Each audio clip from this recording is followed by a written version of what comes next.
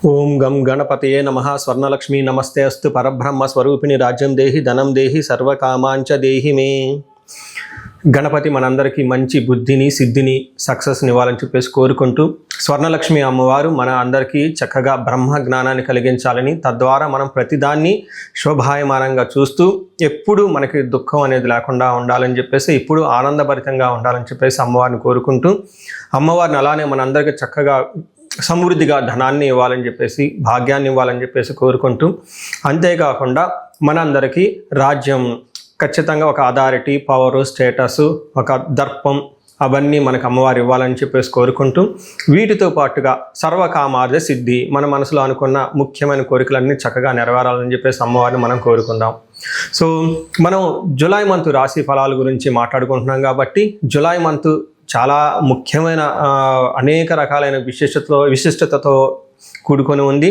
ఇందులో మనం కొన్ని ముఖ్యంగా చర్చించుకుందాం. ఒకటి, ఈ మాసం వచ్చేటప్పటికి ఫస్ట్ 15 days నిజ జ్యేష్ఠ మాసంతో ఉంటుంది, తర్వాత ఆషాఢ మాసంతో ఉంటుంది.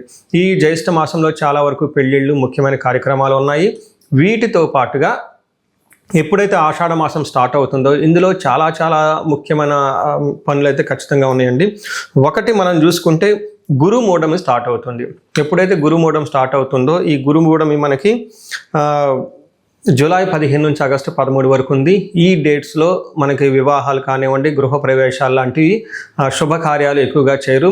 అది ఒకసారి గమనించవలసిందిగా కోరుతున్నాను. వీటితో పాటుగా మనకి ఇంకొక ముఖ్యమైనది ఏమవుతుందంటే, మనకి దక్షిణాయనం స్టార్ట్ అవుతుంది 17వ తారీఖు నుంచి. అక్కడ నుంచి ఇప్పటిదాకా ఉన్న ఉత్తరాయణం కంప్లీట్ అయిపోయి దక్షిణాయనం స్టార్ట్ అవుతుందని గమనించాలి. తర్వాత 25వ తారీఖున మనకి తొలి ఏకాదశి స్టార్ట్ అవుతుంది. దానికి ముందుగా చాతుర్మాస వ్రతం అని చెప్పేసి 4 మాసాలు ముఖ్యమైన మాసాలుగా చాతుర్మాస వ్రతం కూడా ఇందులోనే స్టార్ట్ అవుతుంది. ఇంకొకటి లాస్ట్ అండ్ ఫోర్మోస్ట్ ఇంపార్టెంట్, ఈ నెల 26వ తారీఖు నుంచి ఈ 14వ తారీఖు నుంచి 22వ తారీఖు వరకు మనకి చైత్ర మనకి ఆషాఢ నవరాత్రులు అని చెప్తారు. వీటిని ఏమంటారు? గుప్త నవరాత్రులు అంటారు, లేకుంటే వారాహి నవరాత్రులు అని చెప్పేసి చేస్తూ ఉంటారు. ఈ నవరాత్రులు కూడా ఎంతో విశిష్టత కలిగి ఉంది. పర్సనల్గా ఈ 9 రోజులు నేను కూడా చక్కగా సింపుల్గా చేస్తాను, పెద్ద పెద్ద హడావుడిగా చేయకుండా. ఇలా చేసుకునే వాళ్ళందరికీ ఎంతో బాగా ఉపయోగకరంగా ఉంటుంది. లాస్ట్లో ఈ మంత్ మనకి గురు పూర్ణిమతో ఈ మాసం అనేది పూర్తి అవుతుంది. ఇన్ని రకాల విశిష్టత కలిగిన ఈ మాసంలో జ్యోతిష శాస్త్రం ప్రకారంగా కూడాను 3 ముఖ్యమైన గ్రహాలు మారుతూ ఉన్నాయన్నమాట. ఆ గ్రహాలు మనం ఏంటో చూసుకుంటే, జూలైలో 4వ తారీఖు, 7వ తారీఖు, 16వ తారీఖు, 21వ తారీఖు, ఇలా జూన్ అంటే 3 గ్రహాలు మారుతున్నాయి. ఈ మారే గ్రహాలు శుక్రుడు, బుధుడు, సూర్యుడు గ్రహాలు కూడా ఉన్నాయి. 4వ తారీఖు వచ్చేటప్పటికి శుక్రుడు, బుధుడు వచ్చి 7వ తారీఖు, 16వ తారీఖు సూర్య భగవానుడు మారుతూ ఉన్నారనమాట. ఈ యొక్క 3 గ్రహాల యొక్క ప్రభావం మనకి జూలై మంత్లో ఎలా ఉండబోతుందో మనం తెలుసుకుందాం. కుంభరాశి చూసుకుంటే ఈ మంత్ అంతా ఫస్ట్ 15 days కొంచెం ఇబ్బందుల్లో ఉన్నా కానీ తర్వాత 15 days చాలా చక్కగా ఉండే అవకాశం ఉంది. జనరల్గా ఒక తటస్థంగా నుంచి కొంచెం బెటర్గా ఉండే అవకాశం ఈ రాశి వాళ్ళకి చాలా బాగుంటుందని మనం చెప్పుకోవచ్చు. ఇందులో ఉన్న నక్షత్రాలు ఫస్ట్ మనం చూసుకుంటే ధనిష్ట 3, 4 పాదాలు, శతభిషం 1, 2, 3, 4 పాదాలు, పూర్వభాద్ర 1, 2, 3 పాదాలంతా ఈ రాశిలో ఉంటారని గమనించవచ్చు. పేరు బలం బట్టి మనం చూసుకుంటే గు, గే, గో, సాసి, సూసే, సో, దా అన్న అక్షరాలంతా కూడా ఎవరిదైనా వాళ్ళ పేరు ఫస్ట్ అక్షరం ఈ నక్షత్ర ఇప్పుడు చెప్పిన అక్షరాలతో ఉంటే వాళ్ళది కూడాను కుంభరాశిగా గమనించాలి. మనకి లఘు గోచారము, సూక్ష్మ గోచారం అన్న ఒక కాన్సెప్ట్ ప్రకారం చూసుకుంటే, మహర్షులు చిన్న చిన్న ముక్కల్లో, ఇంకా చిన్న చిన్న వర్డ్స్లోనే టోటల్గా మంత్ ఎలా ఉంటుందో మనకు చెప్పడం జరుగుతుంది. దీంట్లో శత్రునాశాంతో రిపప్రియం భార్య సుతాది కలహం యువత జనబాధ అంటారు. ఈ మాసం అంతా ఎలా ఉంటుందంట, శత్రునాశాంత, శత్రువులు అనేవాళ్ళు మీ దగ్గరలో ఉండరు, వాళ్ళంతా వాళ్ళే నాశనమైపోతారు. రెండోది రిపప్రియం, శత్రువులతో కలిసి మీరు కనుక కూర్చొని మాట్లాడితే మీది పై చేయ ఉండే అవకాశం ఎక్కువగా ఉంటుంది. యువత జనబాధ అంటే యంగ్ స్త్రీ ద్వారా, లేదంటే యంగ్ బాయ్స్ ఎవరైనా పురుషుల ద్వారా కానీ ఇబ్బందులు ఉండే అవకాశం ఎక్కువగా ఉంటుంది. భార్యతోటి ప్లస్ పుత్రులతోటి గొడవలు అయ్యే అవకాశం ఎక్కువగా ఉంటుంది. అయితే ఇప్పుడు దాకా మనం చెప్పుకున్న వాటి యొక్క ప్రభావం చాలా తక్కువ మోతాదులో ఉండే అవకాశం ఎక్కువగా ఉంటుంది. పెద్ద ఇబ్బందులు అయితే ఉండవని మరి గమనించాలి. ముఖ్యంగా సూర్యుడు 5వ స్థానం నుంచి 6వ స్థానానికి మారటంతో మీలో ఉత్సాహం, చాలా ఎనర్జెటిక్గా ఉంటారు. షష్ఠౌ రవో సుసౌఖ్యదేన్ యత్న కార్యార్థ సాధనం దేహరోగ్యాది సంతోషం వస్త్రధాన్య లాభాది కృత్ అని చెప్తారు. అంటే ఎప్పుడైతే సూర్యుడు 6వ స్థానంలో ఉంటారో వస్త్రాల వల్ల, ధాన్యం వల్ల, సంపదల వల్ల సంతోషంగా ఉంటారు. యత్న కార్యానుకూలత్వం, ఏదైనా కనుక మీరు ప్రయత్నం చేస్తే అందులో కార్య సాధనం అనుకూలంగా ఉండే అవకాశం ఎక్కువగా ఉందని చెప్పుకోవచ్చు. ధైర్యంగా ఉంటారని చెప్పాలి. అదేవిధంగా కుజుడు 4వ స్థానంలో ఉండటం వల్ల మిక్స్డ్ రిజల్ట్ అని మనం చెప్పుకోవచ్చు. ఒక ప్రకారంగా ధన ప్రకారంగా బాగుంటుంది, ఇంకొక విధంగా మానసికంగా ఒత్తిడిలు కూడా గురయ్యే అవకాశం ఉంటుంది. మనకి సంస్కృతంలో ఏం చెప్తారంటే భాగ్యహాని భయం క్రూర బంధు వైరం ధనక్షయం రోగపీడాది సంతాపం చతుర్థ స్థానకే భౌమే కుజే అని చెప్తారు. అంటే భాగ్యహాని అంటే రావాల్సిన పనులు కాకుండా ఆటంకాలు పడే అవకాశం ఎక్కువగా ఉంటుంది. భయం క్రూర బంధువులతోటి క్రూర ప్రవర్తన కలిగి ఉంటారు. అంతేకాకుండా బంధువులతో గొడవలయ్యే అవకాశం ఉంటుంది. ధనక్షయం, ధనాన్ని కోల్పోయే అవకాశం ఎక్కువగా ఉంటుంది. ఒక పక్క రకారంగా కుజుడు ధనాన్ని కోల్పోయే అవకాశాలు కలిగిస్తూనే ఇంకో విధంగా ధనాన్ని కూడా ఇచ్చే అవకాశం ఎక్కువగా ఉంటుందని గమనించుకోవాలి. కుజుడు ఇక్కడ మీకు మిక్స్డ్ రిజల్ట్ అని గమనించాలి. అదేవిధంగా బుధుడు కూడాను అంత అనుకూలమైన ప్రభావాన్ని మీకు కలిగించకపోవచ్చు. దాదాపు మనస్పర్ధలు వచ్చే అవకాశం ఎక్కువగా ఉంటుంది సంతాన విషయంలోనూ. అలానే అపకీర్తి, మీకు కీర్తి ప్రతిష్టలకి భంగం వాటి వెళ్ళే అవకాశం కూడా ఎక్కువగా ఉందని మీరు గమనించాలి. అయితే శుక్రుడు 7వ స్థానంలో ఉండటం, శుక్రుడు కూడాను అంత మంచి ఫలితాలను ఇవ్వడు. ఇక్కడ ముఖ్యంగా కొన్ని విషయాల్లో చక్కటి ఫలితాన్ని ఇస్తూనే కొన్ని ఛాలెంజెస్ని కూడా తీసుకొని వస్తూ ఉంటాడు శుక్రుడు. ఏ విషయాలు అనుకూలంగా ఉంటుందంటే ప్రేమ వ్యవహారాలు, రొమాన్స్, ప్లేజర్స్, షార్ట్ ట్రిప్స్, తర్వాత ఎక్కడికైనా వెకేషన్కి వెళ్తే వాటిలో బాగా కలిసి వచ్చే అవకాశం ఉంటుంది. కానీ 7వ స్థానంలో శుక్రుడు ఉండటం వల్ల కోపస్తదహ భీతి సర్వదా క్లేశ జీవనం స్త్రీ జాడ్యం మేహ రోగాది భృగో సప్తమగే ఫలితం అని చెప్తారు. ఎప్పుడైతే 7వ స్థానంలో శుక్రుడు ఉంటాడో కోపస్తదహ, కోపం కలిగే అవకాశం ఉంటుంది. భీతి, భయం కలిగే అవకాశం ఉంటుంది. సర్వదా క్లేశ జీవనం, కొంచెం కష్టతరంగా ఉంటుంది. మీది యొక్క జీవితం అనేది అంత స్మూత్గా ఉండదు. అంతేకాకుండా స్త్రీ జాడ్యం, స్త్రీలతో గొడవలు పడే అవకాశం ఉంటుంది. ఇన్ కేసు లేడీస్ ఉంటే జెంట్స్తో గొడవలు పడే అవకాశం ఎక్కువగా ఉంటుంది. కొంచెం వ్యాధులు లాంటి వచ్చే అవకాశం కూడా ఎక్కువగా ఉంటుందని చెప్పుకోవచ్చు. అంటే ఏ ప్రకారంగా బుధుడు పెట్టే ఫలితాలు, శుక్రుడు పెట్టే ఫలితాలు సామాన్యంగా ఉంటాయి. ఇందులో చెప్పిన విధంగా పెద్దగా అయితే ఎక్కువ మోతాదులో ఉండగాని కొంచెం తక్కువగా మోతాదులో ఉండే అవకాశం ఉంటుంది.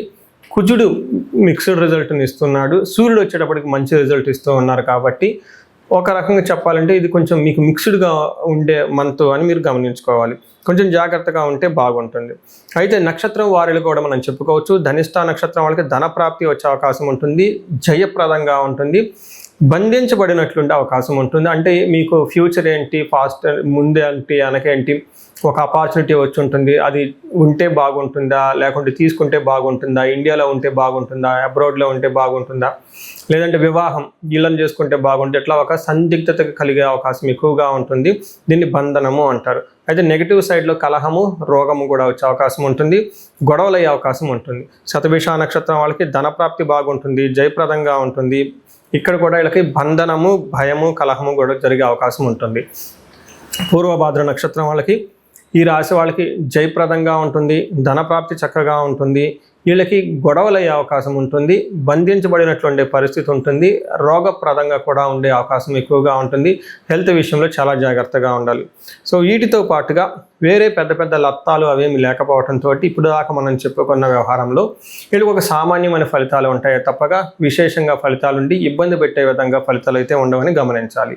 ఈ రాశి వాళ్ళకి బంధనము అనే ఒక బుధుని వల్ల జరుగుతూ ఉండటంతో సరైన నిర్ణయం తీసుకోలేకుండా కన్ఫ్యూజన్లో ఉంటారు. కాబట్టి వీళ్ళు ఎక్కువగా విష్ణు సహస్రనామం చదవటం, విష్ణు ఆలయాలకు వెళ్ళటం బాగా జరుగుతూ ఉంటుంది. అంతేకాకుండా అనంత పద్మనాభ స్వామిని కనుక దర్శించుకున్న, అక్కడ కొంచెంసేపు ధ్యానం చేసినా వీళ్ళకి విపరీతంగా కలిసి వచ్చే అవకాశం ఉంటుంది. ముఖ్యంగా అనంత పద్మనాభ స్వామి టెంపుల్ మనకి పెంజర్లాను కొత్తూరు జంక్షన్లో బెంగళూరు రోడ్లో ఉంటుంది, శంషాబాద్ దగ్గర. ఎవరైనా, నేను పర్సనల్గా చాలాసార్లు విజిట్ చేశాను, మీరు కూడా ఎవరైనా ఒక్కసారి ఈ రాశి వాళ్ళు ఉండి ఇలాంటి ఫీలింగ్స్ ఉంటే మంచికి చెడుకు ఎట్లా వెళ్తే బాగుంటుంది, లేదంటే ఎక్కడైనా సందిగ్ధత ఉండి, లేదంటే కన్ఫ్యూజన్ పొజిషన్లో ఉంటే ఆ దేవాలయాన్ని దర్శించుకుంటే చక్కగా మీకు ఒక మంచి అవకాశాలు కనిపిస్తూ ఉంటాయి. నేను కూడా పర్సనల్గా విజిట్ చేశాను కాబట్టి ఈ రాశి వాళ్ళు ఒకసారి విజిట్ చేసి అక్కడ కూర్చొని మెడిటేషన్ చేస్తే చాలా కలిసి వచ్చే అవకాశం ఉంటుంది. సో ఇంతే కాకుండా ఈ రాశి వాళ్ళు కుజుని వల్ల గొడవలు వచ్చే అవకాశం ఎక్కువగా ఉంటుంది కాబట్టి సుబ్రహ్మణ్యేశ్వర స్వామి ఆరాధన, నాగుల కట్ట అంటారు, మనకి ఓడల్లో రావి చెట్టు దగ్గర, మెరుగు చెట్టు దగ్గర నాగ పడిగలు ఉంటాయి, వాటికి అభిషేకం చేసిన, ప్రదక్షిణాలు చేసినా ఈ దోషం పోయే అవకాశం ఉంటుంది. కుజుడికి సంపూర్ణమైన శాంతులు పూజలు చేయించుకుంటే ఇంకా చాలా బాగా కలిసి వస్తుంది. ఈ రాశి వాళ్ళకి ఏలినాటి శని యొక్క ప్రభావం నుంచి బయటపడటంతో తిరునల్లార్ క్షేత్రాన్ని దర్శనం చేసుకున్న, కుంభకోణ నవగ్రహాలను దర్శనం చేసుకున్న, అంతేకాకుండా శని పిప్పలాద స్తోత్రాన్ని ప్రతినిత్యం చదువుకున్న చాలా చక్కగా ఉండే అవకాశం ఎక్కువగా ఉంటుంది. ఈ రాశి వారికి అష్టైశ్వర్యాలు కలగా అని చెప్పేసి నేను కోరుకుంటున్నాను. పరిహారాల్లో భాగంగా ఈ రాశి వాళ్ళు ముఖ్యంగా నేనేం చెప్తానంటేనండి, ఇది గోచార రీత్యం అంటే గోచార ఫలితాలు అని చెప్తూ ఉంటారు. అయితే మీ ఇండివిడ్యువల్ యొక్క జన్మరాశిలో చూడటం కూడా చాలా ఇంపార్టెంట్. ఈ గోచార రీత్యాలతో పాటు మీకు ఇండివిజువల్గా ఉన్న దశాభుక్తి ఏంటి, ఏమైనా శాపాలు ఉన్నాయి, ఏమైనా గ్రహ దోషాలు ఉన్నాయో జ్యోతిష శాస్త్రంలో ప్రకారం అనాలిసిస్ చేసుకోవడం చాలా ఇంపార్టెంట్. ముఖ్యంగా ఎవరికైతే ఏజ్ 40 years ±5 years ఉంటుంది, అంటే 35 to 45 years ఏజ్ ఉండి మధ్యలో మీకు ఎక్కడైనా కనుక కెరీర్లో గ్యాప్ వచ్చినా, లేదంటే అనుకున్న పనులు కాకపోతున్నా, మధ్యలో స్టాగ్నేటెడ్గా అనిపించినా, లేదంటే ఏదైనా ఒక గందరగోళమైన పరిస్థితి, కయోటిక్ పరిస్థితుల్లో మీరు ఇన్వాల్వ్ అయ్యారు, తెలవకుండా అవుట్ ఆఫ్ యువర్ కంట్రోల్ వెళ్తూ ఉంది అనుకుంటే ఖచ్చితంగా మీ జన్మ జాతకం చూపించుకోవడం చాలా చాలా ఇంపార్టెంట్. ఎందుకు అంటే మనకు మోడర్న్ సైకాలజీలో, మోడర్న్ సైన్స్లో ఇది మిడ్ లైఫ్ క్రైసిస్ అంటారు. కానీ జ్యోతిష శాస్త్రం దీనికి చాలా విధాలైన పరిష్కారాలను చూపిస్తుంది. ఈ టైంలో 2 ముఖ్యమైన విషయాలు జరుగుతూ ఉంటుంది. అలా మీ గ్రోత్ కనుక ఆగిపోయి ఉంటే, ఫస్ట్ మీకేమైనా శాపాలు ఉన్నాయా, ఆ శాపాలు ఈ టైంలో యాక్టివేట్ అయ్యా అని చూసుకోవాలి. రెండోది, ఈ టైంలో మీకు నడుస్తున్న దశాభుక్తుల యొక్క గ్రహాల యొక్క ఏమైనా దోషాలు ఉన్నాయా, ఈ 2 కారణాలు ఏంటో తెలుసుకొని వాటికి సంబంధించిన విశ్లేషణ చేసుకొని చక్కటి పరిష్కారాలు చేసుకొని పరిహారాలు చేసుకుంటే లైఫ్ 10 అంతలు ముందుకెళ్ళే అవకాశం ఎక్కువగా ఉంటుంది. నా దగ్గరకు వచ్చే క్లయింట్స్లో ఎక్కువగా ధనానికి ఇబ్బంది పడుతున్న వాళ్ళు స్వర్ణలక్ష్మి విశేష హోమం చేయించుకుంటూ ఉంటారు. శత్రు బాధలు విపరీతంగా ఉన్నవాళ్ళు మనకు వచ్చేటప్పుడు చండీ హోమం చేయించుకుంటూ ఉంటారు. వీటితో పాటుగా ఎవరికైనా హెల్త్ బాగలేకపోతుంటే ఆయుష్ సూక్త్యం, మహామృత్యుంజయ హోమం చేయించుకుంటూ ఉంటారు. భార్యాభర్తల కోసం అన్యోన్య దాంపత్య పాశుపత అభిషేకము లేదా విశ్వావసు గంధర్వరాజ హోమము ఇవన్నీ చక్కగా చేయించుకుంటూ ఉంటారు. ఎలాంటి పరిస్థితులు మీకున్నా, ఎలాంటి సమస్యలు మీకున్నా, లేదంటే ఎలాంటి క్లారిఫికేషన్ మీకు కావాలనుకున్నా కానీ, ఫ్యూచర్ గురించి ప్లాన్స్లో కన్ఫ్యూజన్ ఉన్నా కానీ ఒక్కసారి మీ జన్మ జాతకం చూపించుకొని ఆ జాతకంలో ఏ ప్రకారంగా ఉందని తెలుసుకొని చక్కటి పరిష్కారాలు చేసుకుంటే లైఫ్ అనేది 10 అంతలు ముందుకెళ్ళే అవకాశం ఉంటుంది. మీ అందరికీ అష్టైశ్వర్యాలు కలగాలని, భోగభాగ్యాలు కలగాలని చెప్పేసి నేను కోరుకుంటున్నాను. నమస్తే.